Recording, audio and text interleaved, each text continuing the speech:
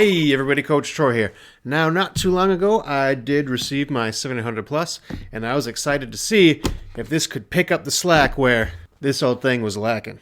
So testing it out, yeah, there was some awesome things that it could do that the old one could not. I could play some games that I couldn't before, like Robot Tank. Suck it! And Zack Sound. Oof. Pew, pew, pew. But also the driving controller for Indy 500 was working, so I can get that one going too. Pretty awesome stuff. But there were still several games that I couldn't get going. Here's my little stack of shame right here. But I did know that there were firmware updates that could be had. So I went to the Atari Age website, and I decided I'm going to download them back on this old thing here. Why did I do the 2600 instead of the 7800? Well, I know that Atari is going to have their own official ones out on the website, so this is my own strange way of thinking. I'm going to keep the official Atari ones on here. And everything that all those awesome people at Atari Age do is going to go on this bad boy.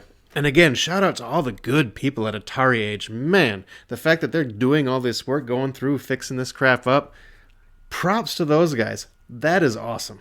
Seriously, I'm out of those guys. I wish I could do any of that amount of programming. I think the farthest my programming went was making a text adventure on a Commodore 64. There's actually a very easy follow-along video. It takes you just a few minutes. I think the whole video is 7 minutes total, and it goes through everything on how to update your firmware. So I'm going to put that link in the description below. So that guy, John Stamos Mullet, I've only got like 2 videos on his page total, but one of them is that one.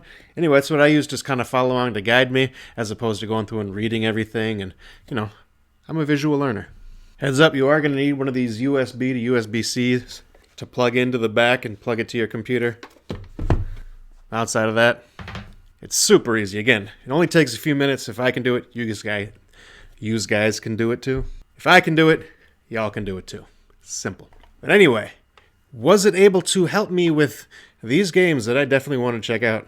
First up, this underappreciated M Network gem. Yeah, I might be one of the few people who actually likes this version of BurgerTime, but hey, don't judge me. Let's see if it works.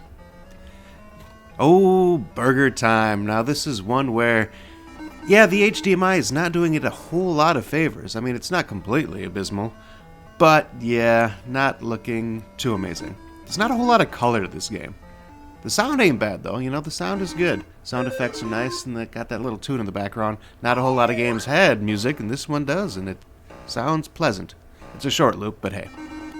But man, looking at these graphics, so we got the 2 eggs that look like, I don't know what they look like. The little flashing Mario coins or something. I don't know. You can tell what the sausage is, but that breadstick it's just a line. It's just a line. Oh, man. Still, I think it plays well. It plays a little slow. They'll say it plays slow, but I don't care. I'm able to play it now, and that's all I care about, man. And fantastic. Time to show those breadsticks who's boss. Next up, we got boxing.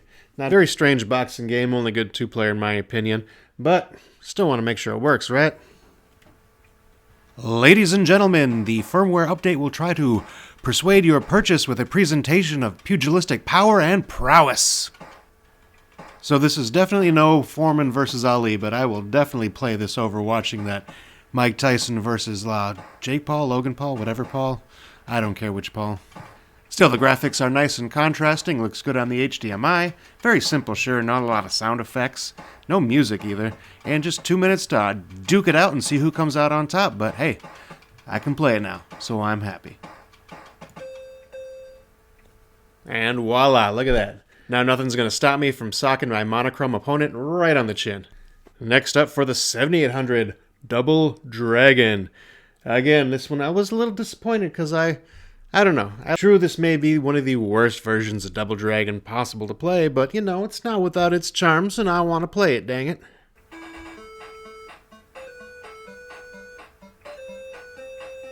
And look at that. That intro, graphic, and music is pretty damn sweet. Way better than I was expecting on this system, not gonna lie.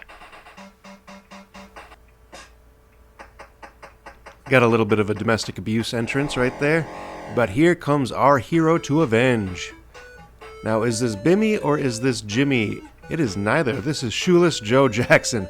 I guess you don't need to wear any sneakers to walk around on this broken glass and needle-infested streets. Graphics are actually pretty sweet in this game, not gonna lie. Now for a brawler, you better not try to throw punches, just kicks and back elbows, otherwise you ain't gonna make it.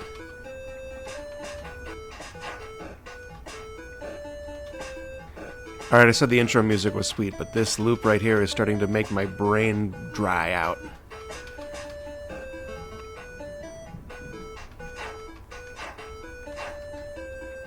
And in my opinion, Abobo looks way more badass in this version than it does in NES.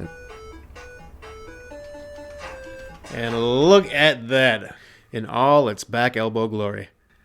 God, I wish they would use a different sound chip, because that just grates at your brain after a while. But now, I have the option to have my brain grated.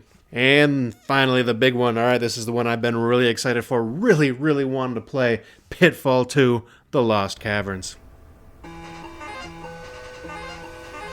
Oh yeah, baby, check this out. It is working, and it looks and sounds good.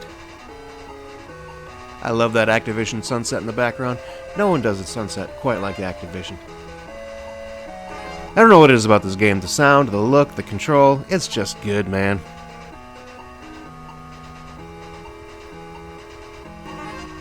Time to gather up some gold and leap over some scorpions, you know, as you do.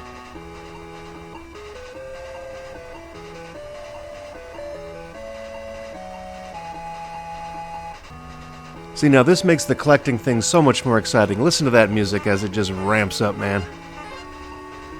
And then I love how, you know in sitcoms, when something sad happens, they take the theme music and they slow it down? Same thing here. And like all good games, you get points when you find your lady. Of course, the game isn't over till you find your cat. The most important thing. Alright, so we are working, we are playing.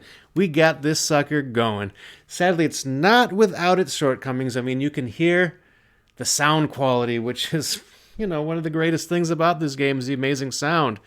Sadly, it's like a little fuzzy, you know, it's got like background fuzz on it. But you can still hear that good music, and you can play this awesome game. So yeah, there we go. All the games that I've been wanting to play, I can now play. Now, if only there was a firmware update that allowed you to play with a zapper on an LCD screen. Alright, those Atari Age guys are good, but they're not miracle workers. Still, this is fantastic. I can now play my entire library. Now, I'm sure there are other games out there that they're still working on that still need fixes and whatnot, and are still not quite perfect. But for right now, that is a lot covered. This is fantastic news. Great for Atari. Awesome on Atari Age. I'm happy about it. So you guys let me know, are there games that you still can't play on your 2600, 7000 plus? Have you tried doing the updates? Did they work for you? And what else should I be playing? Anyway, this is Coach Troy. I'll see y'all next time.